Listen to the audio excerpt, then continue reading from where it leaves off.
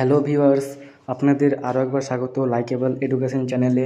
এর আগের ভিডিওটিতে আলোচনা করেছিলাম পুরাণ সম্পর্কে, পুরাণে গুরুত্ব কী ইতিহাসে, তা নিয়ে। সেই ভিডিওটি না দিয়ে থাকলে অবশ্যই ডেসক্রিপশনে দেওয়া লিঙ্ক থেকে দেখে নিতে পারেন।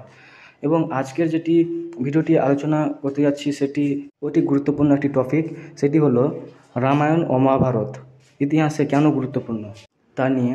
তার আগে বলে রাখি, চ্যানেলটিকে অবশ্যই সাবস্ক্রাইব করে দেবেন। তাহলে শুরু করা যাক।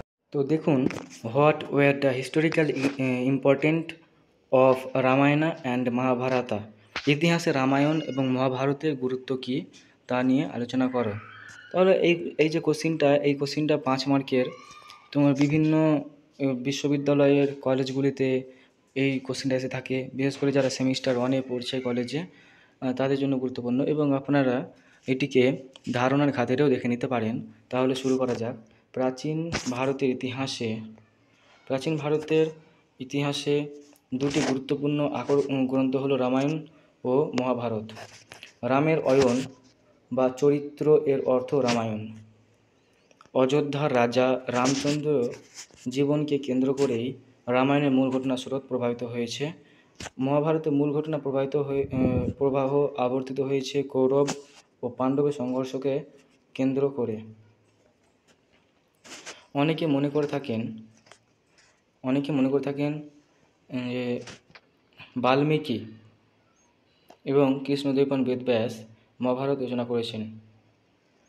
বাল্মীকি রামায়ণ এবং কৃষ্ণদ্বৈপায়ন বেদব্যাস মহাভারত রচনা করেছেন, তা কিন্তু নয়।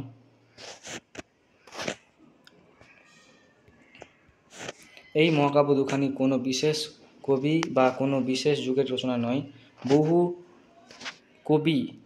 বহু শতকের সাধনার ফসল এই মহাকাব্য। রামায়ণের মধ্যে দক্ষিণ ভারতের আর্য সভ্যতা বিস্তারের সুস্পষ্ট ইঙ্গিত পাওয়া যায়।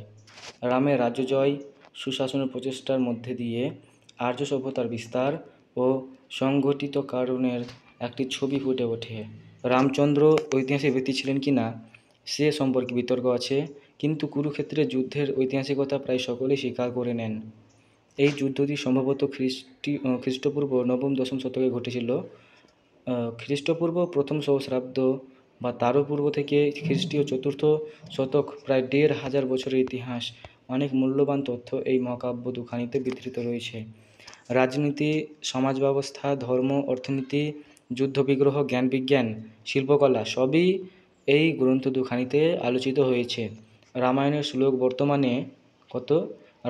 বর্তমানে রয়েছে 24,000।